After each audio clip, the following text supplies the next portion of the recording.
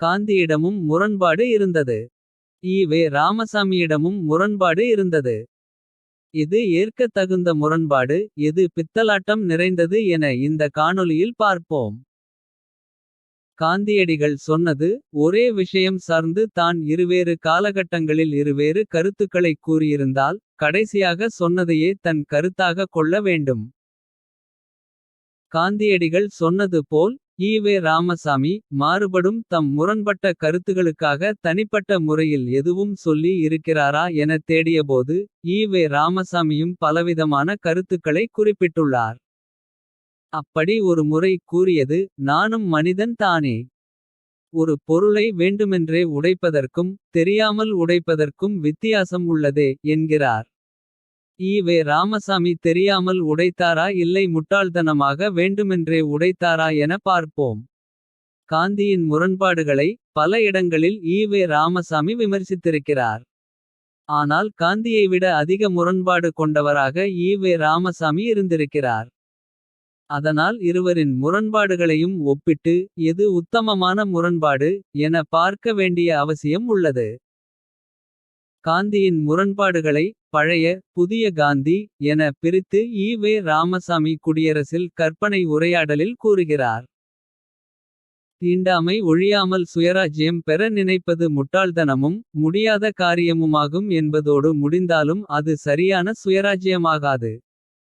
பழைய காந்தி சுயராஜ்யம் கிடைத்து விட்டால் தீண்டாமை விஷயம் பின்னால் பார்த்து கொள்ளலாம்.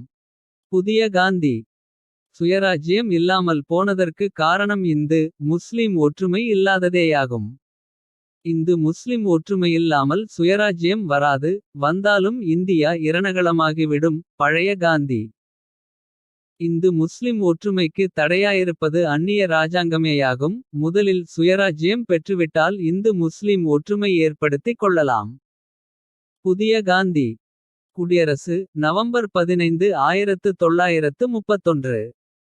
காந்தியிடம் ஏன் இந்த முரண்பாடு. இந்து முஸ்லிம் ஒற்றுமை விஷயத்தில் அறிவு நாணயத்துடன் சிந்தித்தால் தான் இதற்கு நேர்மையான பதில் வரும். ஈவே ராமசாமி அப்படி சிந்திக்கக்கூடியவர் இல்லையை. பிறகெப்படி நேர்மையான பதில் வரும். இரு வேறு மதங்களிடம் ஒற்றுமையை ஏற்படுத்துவது இயலாதது. உலகில் எந்த நாட்டிலும் அது சாத்தியமே இல்லை. ஒரு மதம் இன்னொரு மதத்தை அழிப்பதிலேயே குறியாய் இருக்கும். கிறிஸ்தவமும் இஸ்லாமும் வளர்ந்த நாட்டில் அவை வருவதற்கு முன் இருந்த மதங்களை தொல்பொருள் ஆராய்ச்சியாளர்கள் கொண்டு தான் தேட வேண்டும். மத நல்லிணக்கம் என்பது தெரிந்தே ஏமாற்றிக் கொள்ளும் விஷயம் என்கிற வரலாற்று உண்மையை அறிவுபூர்வமாக உணர்ந்தமையால் காந்தி மத ஒற்றுமையை தூக்கி போட்டுவிட்டு எது கதைக்காகிறதோ அதை அதாவது நாட்டின் விடுதலையை முதலில் பார்க்கலாம் என்கிற முடிவுக்கு வந்திருக்கலாம். மத ரீதியில் உருவான ஈவே ராமசாமியால் ஆசிர்வதிக்கப்பட்ட பாகிஸ்தானிலேயே இன்று வரை அமைதி இல்லை. ஒரு மதக்காரர்களாக இருந்துமே ஒற்றுமை இன்றி நாடு இரண்டு துண்டானது. அங்குள்ள சிறுபான்மை இந்துக்கள் காணாமலே போய் விட்டார்கள. இது தான் மதங்கள் சொல்லும் உலக வரலாறு. ஆனால் இந்த உண்மையை அறிந்து கொள்ள முயலாத ஈவே ராமசாமி அந்த முரண்பாட்டை காந்தியின் தோல்வியாக பகடி செய்ய மட்டும் பயன்படுத்துகிறார். சரி ஈவே ராமசாமி இந்து முஸ்லிம் விஷயத்தில் காந்தியை விட நேர்மையாக முரண்பாடில்லாத புத்திக்காரராக இருந்தாரா. காலமெல்லாம் இந்து எதிர்ப்பையும் இஸ்லாமிய ஆதரவையும் கொண்டிருந்துவிட்டு கடைசியில் அதில் உருண்டு புரண்டு தடுமாறி பிறகு ஈவே ராமசாமி கேவலமாக கூறியது. பார்ப்பானுக்கு பயந்தும் முஸ்லிம்களுக்கு அதிக இடம் கொடுத்தும் வந்தோம். அதன் பலனை இன்று அனுபவிக்கிறோம்.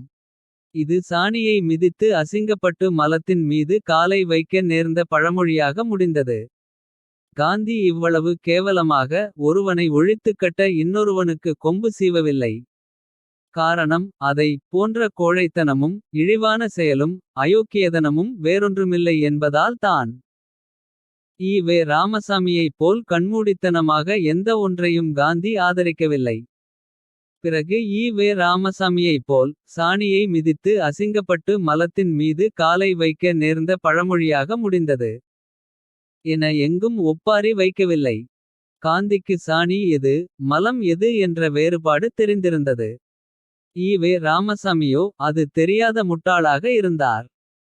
ஒன்றை ஆதரிக்கும் முன்னால் ஆதரிக்கப் போவதை அதன் ஆணிவேர் வரை ஆராய்ந்து பிறகு அதை ஏற்பதா வேண்டாமா என கூறி இருக்க வேண்டும். ஈவே ராமசாமியோ நுனிப்புல் மேய்ந்திருக்கிறார். பகுத்தறிவாதி என சொல்லி கொண்டவனுக்கு அது அழகா. நாம் நினைத்ததற்கு மாறாக நாம் செய்ததில் சில தவறுகள் ஏற்பட்டு அதில் தோல்வி கிடைத்திருக்கலாம். இது எல்லோர் வாழ்விலும் ஏற்படக்கூடியதே. அது தான் காந்தியின் முரண்பாடுகளில் இருந்தது. ஆனால் செயலை செய்ய திட்டமிடும் போதே தவறானதாக அயோக்கியதனமானதாக இருந்தால் அது தான் ஈவே ராமசாமியின் முரண்பாடுகளில் இருந்தது. ஈவே ராமசாமி காந்தியின் தீண்டாமை விஷயத்தில் இருவேறு கருத்து சொல்லி முரண்பட்டார் என்கிறார். தீண்டாமை ஒழிய முழுமையாக சாதி ஒழிய வேண்டும் என அந்நாளில் சாதி ஒழிப்பு போராளிகளாக காட்டி மட்டும் கொண்ட நீதிக்கட்சி பேர்வழிகள் பற்றி அம்பேத்கர் சொன்னது. பிராமணியத்தை வெறுக்கிறோம் என்று சொன்னார்களே ஒழிய அப்படிச் சொன்ன தலைவர்கள் பிராமணியத்தை தங்கள் வாழ்வில் வெறுக்கவில்லை.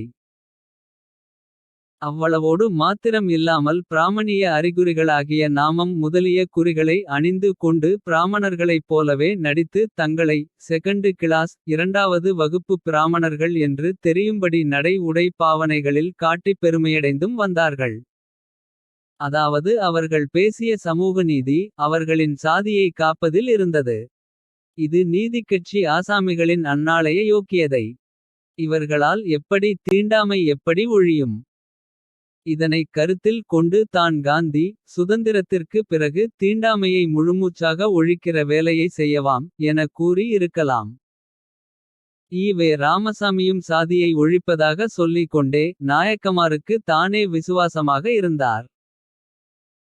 சாதி பெயரை தம் பெயருக்கு பின்னால் இருந்து வெட்டி எறிந்ததாக பெருமை பேசிய ஈவே ராமசாமி தன் சாதிக்காரர்களுக்காகவே பிரத்யோகமாய் நாயக்கர்மார்கள் நாமஞ்சாத்தப்பட்டார்கள் என்கிற தலைப்பில் எழுதவில்லையா.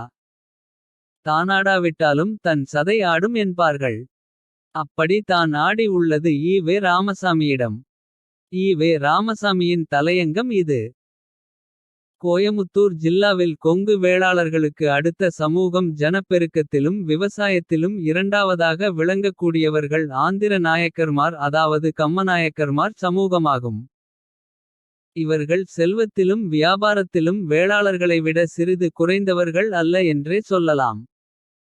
பொள்ளாச்சி உடுமல்பேட்டை திருப்பூர் அவனாசி ஆகிய தாலூகாக்களில் இவர்கள் குறிப்பிடத்தகுந்த ஜன சமூகமுள்ளவர்கள்.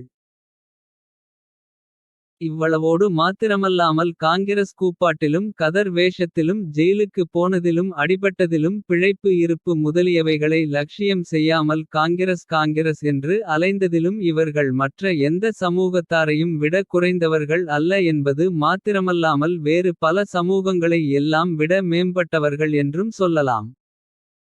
அப்படிப்பட்ட சமூகத்தார் இன்று காங்கிரஸ் பார்லிமெண்டரி கமிட்டியாரால் நாமம் சாத்தப்பட்டு விட்டார்கள். கோயமுத்தூர் ஜில்லாவில் அசெம்பிளிக்கு உள்ள 8 ஸ்தானங்களிலும் ஒன்றுக்கு கூட நாயக்கர்களில் யாரையும் நியமிக்காமல் காங்கிரஸ்காரர்கள் பட்டை நாமம் சாத்திவிட்டார்கள். நவம்பர் 1536 குடியரசு துணை தலையங்கம். சாதி ஒழிப்பு ஈவே ராமசாமியாலேயே தன் சாதிக்காரனை விட்டு கொடுக்க முடியவில்லை என்றால் இதர சாதி ஒழிப்பு போராளிகளின் யோக்கியதையை சொல்லவும் வேண்டுமோ. இத்தகைய நிலையை மனதில் கொண்டே தீண்டாமை ஒழிப்பை சிறுக பார்த்து கொள்ளலாம் என காந்தி நினைத்திருக்கலாம். காந்தியின் முரண்பாட்டில் ஈவே ராமசாமியின் முரண்பாட்டை விட கடுகளவாவது நேர்மை கூடத்தான் இருந்தது. இந்தி எதிர்ப்பில் விபசாரத்தை ஆதரிக்கும் விஷயத்தில் மது ஒழிப்பில் ஒழுக்கம் பற்றிய பேச்சில் முஸ்லிம்களை ஆதரித்ததில் என பல விஷயங்களில் ஈஸ்வே ராமசாமியின் கருத்து சுயநலத்துடன் மாறிக் கொண்டு இருந்ததை அறிய முடிந்தது. ஆனால் காந்தி அப்படி எந்த விஷயத்திலும் கேவலமான முரண்பாடுகளை கொண்டிருக்கவில்லை. தீக்க ஆசாமிகளே ஒரு கதை சொல்வார்கள். வர்ணாசிரமத்தை ஆதரித்த காந்தி பின்னாளில் வர்ணாசிரமத்தை எதிர்க்க துவங்கியதால் தான் கொல்லப்பட்டார் என. அந்த கதை உண்மையா பொய்யா என்கிற ஆராய்ச்சி செய்வதை விட ஈவே ராமசாமியின் பார்வைக்கே வர்ணாசிரம ஒழிப்பு தெரிந்திருக்கிறதா இல்லையா. அதனால் அந்த காந்தியின் மாற்றமோ முரண்பாடோ குற்றம் சொல்ல இயலாதவை. ஆனால் ஈவே ராமசாமியோ இதில் முற்றிலும் முரண்பட்டு. பெயருக்கு பின்னால் சாதி பெயரை போடுவதை 60 ஆண்டுகளாக தவிர்த்த தமிழ் சமூகத்திடம். சாதி பெயரை மீண்டும் போட சொல்லி யோசனை சொன்னதை. வெறும் முரண்பாடு என்று சொல்வதா அல்லது பித்தலாட்டம் என்பதா. தோழர்களே, மக்கள் எல்லாரும் தத்தமது ஜாதி பட்டங்களை. அதாவது முதலியார், செட்டியார், கவுண்டர், படையாச்சி, நாயுடு போன்ற பேருக்கு பின் சேர்த்து கொள்ளும் சொல்லை எல்லாம் போட்டு கொள்ளாமல் விட்டுவிட வேண்டும் என்று சொல்லி வந்திருக்கின்றோம். அப்படி கூறிச் செயலிலும் காட்டிய நான் இன்று மக்களை மீண்டும் ஜாதி பட்டம் போட்டு கொள்ளச் சொல்லலாமா என்று எண்ணிக்கொண்டு இருக்கின்றேன். இப்படி நான் சொல்வதால் இவன் தன் கொள்கையில் இருந்து பல்டி. தலைகீழாய் குதித்தல் அடித்துவிட்டான் என்று என்னை பலர் ஏளனம் செய்யலாம். அது பற்றி எனக்கு கவலை இல்லை. நான் என் சுயநலத்திற்காக எந்தவித நலத்தினையும் எனக்கு எதிர்பார்த்து பல்டி அடிக்கவில்லை. பொது நலத்துக்காக பல்டி அடிக்கின்றேன். ஜாதி இன்னது என்று இன்டர்வியூலோ விண்ணப்பத்திலோ நேர்முகம் மட்டும் அல்லாமல் மறைமுகமாக கூட கேட்கக் கூடாது என்று அரசாங்கம் மூலமே கூறச் செய்துவிட்டனர். இந்த நிலையில் ஜாதி கண்டுகொள்ள முடியாமல் போகின்றதனால். பார்ப்பனர்களே மீண்டும் உத்தியோகங்களிலும் கல்லூரிகளிலும் நிரம்ப இது ஏதுவாகின்றது. எனவே தான் நாம் இனி கல்வி உத்தியோகங்களைப் பொறுத்தாவது விண்ணப்பிக்கும் போது ஜாதி பட்டத்தை போட்டுக் கொண்டால். அதன் மூலம் தேர்வு செய்பவர்களுக்கு பார்ப்பனர். பார்ப்பனர் அல்லாதார் திராவிடர் என்று தெரிந்து கொள்ள முடியும். இதன்படி கூறலாமா என்று எண்ணிக்கொண்டிருக்கின்றேன். விடுதலை மே 29 1960. அரசாங்கம் சாதியை கேட்கக்கூடாது என சொல்லி விட்டார்களாம். அதனால் பெயருக்கு பின்னால் சாதியை போட்டு கொள்ள வேண்டுமாம். என்னென்ன கம்பி கட்டுற வேலையெல்லாம் ஈவே ராமசாமி செய்துள்ளார். இந்த ஈவே ராமசாமி தான் இந்திய அரசியல் சட்டம் சாதியை பாதுகாக்கிறது என்று அதனை எரித்தாராம். இது தாயா மாபெரும் முரண்பாடு. காந்தியிடம் முரண்பாடு இருந்திருந்தால். அது ஈவே ராமசாமியின் முரண்பாடளவு மகா கேவலமானதாக இருந்திருக்காது என்பது மட்டும் உண்மை.